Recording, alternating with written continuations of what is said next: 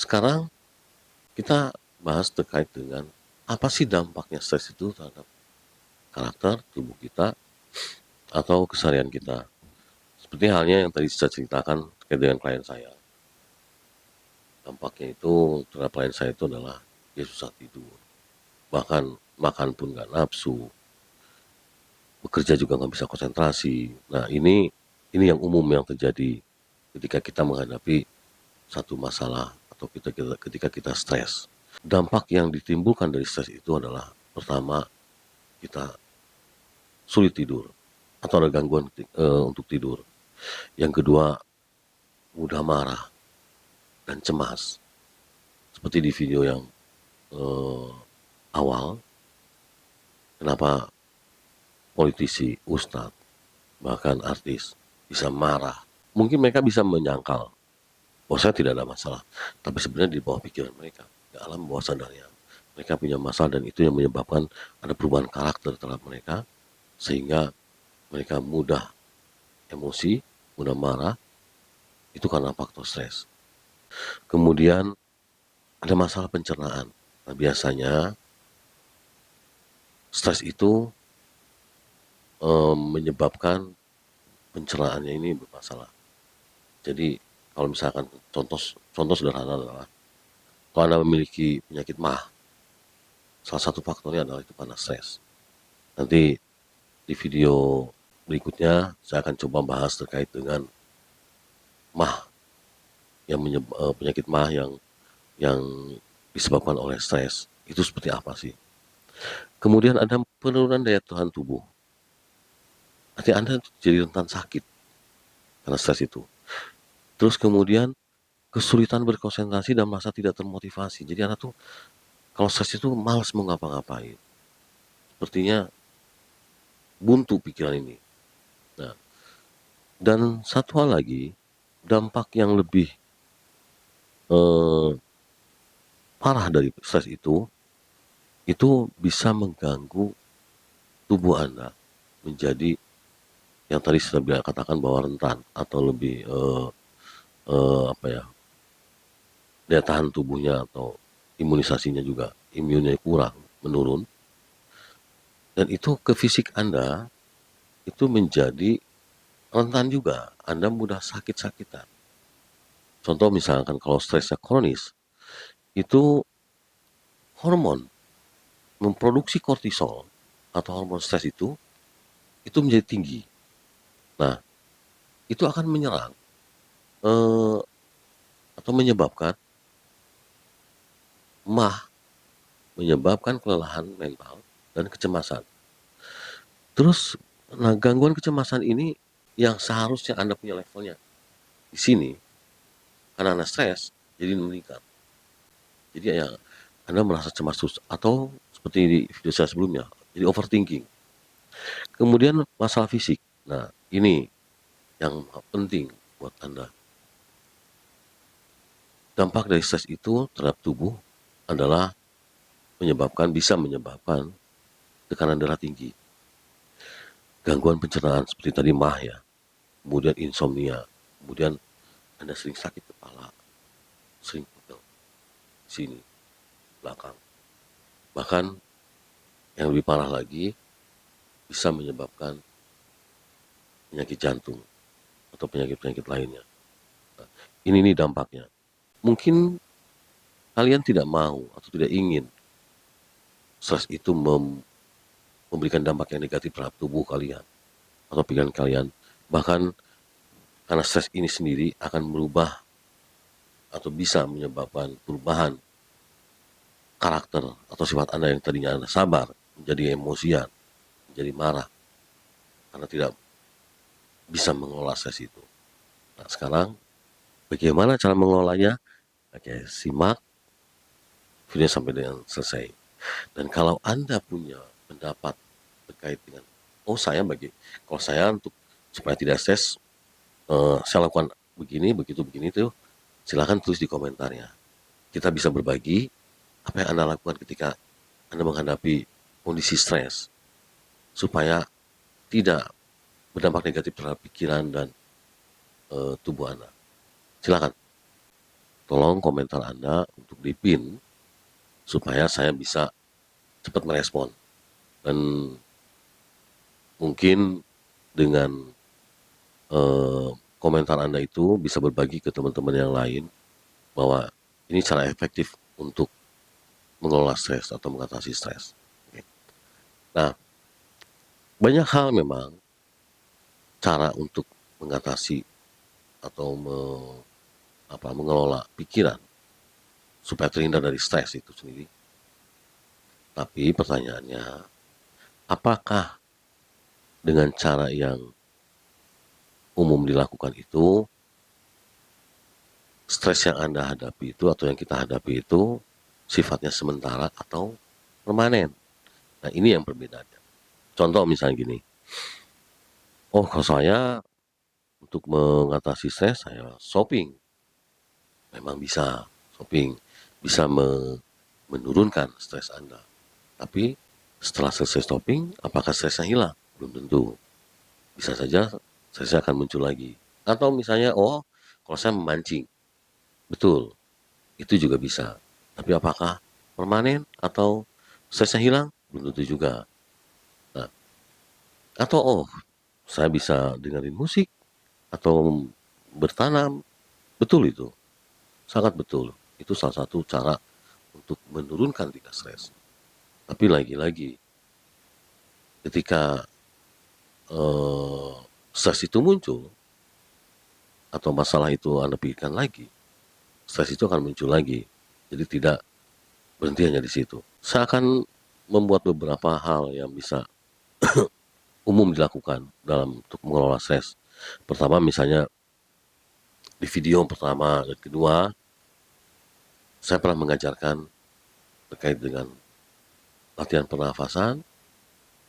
Jadi kalau Anda lakukan itu, maka Anda bisa untuk menurunkan stres. Jadi yang pertama adalah latihan pernafasan dan meditasi. Yang kedua adalah melakukan olahraga teratur. Nah, meskipun bahwa olahraga ini bisa menurunkan stres, meskipun tidak permanen, tapi minimal level stres Anda sudah menurun. Nah, kemudian manajemen waktu. Di sini Anda coba menyibukkan diri sebetulnya. Manajemen waktu ini membuat prioritas, membuat jadwal atau apapun supaya lebih sibuk. Dan ini juga menurunkan stres juga. Gitu. Kemudian tidur yang cukup. Memang sih ini tidak salah satu yang berdampak pada stres itu adalah sulit tidur ya. Tidak mudah memang. Tapi coba cari yang membuat Anda tidur dengan cepat. Dan ingat, kalau Anda terbiasa tidur cepat, atau di jam-jam 9, jam 10 malam, jam 11, maka pada jam-jam itu, hari-hari berikutnya Anda akan mengantuk. Dan itu jangan dipaksakan Anda untuk membuka mata. Anda tidurin aja. Nah itu salah satunya untuk menghindari atau menurunkan stres. Kemudian berbagi cerita. Jadi memang Anda perlu ada seseorang yang bisa berbagi cerita dengan Anda. Ada berbagi cerita, ada tipe-tipe orang yang ketika berbagi cerita kita membutuhkan pendapat, ada yang kita membutuhkan orang yang hanya sebagai pendengar. Gitu. Nah itu Anda tinggal cari teman yang bisa berbagi cerita dan tentu saja yang bisa Anda percaya dan bisa menjaga amanah Anda. Karena bisa jadi ibaratnya yang Anda ceritakan itu adalah satu ya rahasia pribadi yang tidak ingin diketahui oleh banyak orang. Okay. Kemudian latih mindfulness. Nah, mindfulness itu adalah kesadaran saat ini. Jadi ketika Anda stres, Anda tidak perlu menyangkal atau denial. Jadi dengan mindfulness, Anda sadar bahwa saat ini saya sedang stres. Nah, mindfulness itu adalah mencoba untuk tidak membuat judgement.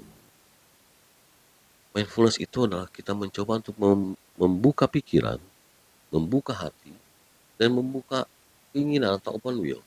Jadi 3 hal inti dalam mindfulness itu. Mindfulness adalah open heart, open mind, open will. Nah, itu intinya. Dan tanpa ada menjudge apapun ya. Jadi Anda tampung semua, masukan atau apapun yang Anda alami pada saat itu, dan Anda sadari itu bisa menjadi membantu Anda menjadi lebih baik untuk mengatasi atau mengelola stres. Nanti saya akan membuatkan video terkait dengan mindfulness supaya bagaimana Anda menghadapi masalah itu dan bagaimana untuk merubah mindset Anda. Yang ketiga adalah yang terakhir, yang ketujuh sebetulnya, itu hipnoterapi atau relaksasi. Hipnoterapi itu adalah mengelola pikiran lewat alam bawah sadar. Jadi membuat orang supaya sampai dengan trans dan alam bawah sadar yang terbuka, dan kita sugesti supaya menjadi lebih baik dalam mengelola stres. Nah, itu 7 cara mengatasi stres. Nah, dari ketujuh cara tadi, yang pertama latihan pernafasan dan meditasi, yang kedua olahraga yang teratur, yang ketiga manajemen waktu, yang keempat tidur yang cukup, yang kelima berbagi cerita, yang keenam latihan mindfulness, yang ketujuh dengan hipnoterapi dan relaksasi. Dari ketujuh itu, menurut Anda, mana yang lebih cocok atau efektif buat Anda ketika mengatasi atau mengelola stres? Silahkan tulis di komentar ya. Selanjutnya adalah stres yang bisa menyebabkan gangguan terhadap fisik yang kita sebut psikosomatis atau somatoform. Jadi ini sudah bukan rahasia umum lagi bahwa pada dasarnya tubuh itu sakit, di tubuh itu 80% ke atas itu disebabkan karena pikiran yang akhirnya menyebabkan kita sakit. Itu disebut psikosomatis atau somatoform. Nah, ini ya kalau tidak dikelola pikiran kita, maka dampak dari stres itu akan makin besar. Dan intinya adalah di pikiran. Jadi selama Anda berpikir positif, maka stres akan menjauh dari Anda. Dan hormon kortisol pun yang keluar itu tidak berlebihan. Jadi teman-teman, stres memang bagian dari hidupnya, tapi kita bisa belajar untuk mengelolanya. Dan stres ini juga bisa berdampak positif maupun negatif, tapi kalau berlebihan akan berdampak negatif, baik itu berdampak terhadap pikiran, ada perubahan karakter, maupun ke fisik kita. Dan stres itu sendiri yang akan menyebabkan atau menimbulkan fight or flight. Nah, artinya apakah Anda akan melawan stres itu sendiri atau menghindar? Nah, bagaimana melawannya? Bagaimana menghindarnya? Nah, itu tadi beberapa caranya. Dan satu hal lagi, bahwa dengan berpikir positif, maka itu salah satu cara yang efektif untuk mengelola stres. Nah, jika kalian merasa video ini bermanfaat, jangan lupa untuk like, subscribe, dan nyalakan lonceng notifikasinya supaya Anda tidak ketinggalan video-video yang bermanfaat lainnya. Bagi kalian yang memiliki masalah atau stres dan ingin lepas dari masalah tersebut, bisa diterapi, atau kalian bisa tulis di kolom komentar dan kita bisa berkonsultasi. Untuk konsultasi tidak dipungut apapun, jadi Anda bebas, silakan.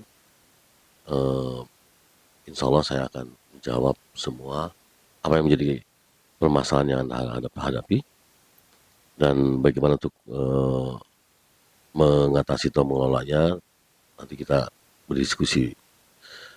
Baik teman-teman, terima kasih sudah menonton video ini sampai dengan selesai. Semoga bermanfaat, dan sampai jumpa di video-video selanjutnya. Jangan lupa untuk like, subscribe, atau share, dan nyalakan lonceng notifikasinya supaya Anda bisa menonton video-video yang bermanfaat lainnya. Tetap tenang, tetap berpikir positif, dan hidup bahagia. Wassalamualaikum warahmatullahi wabarakatuh.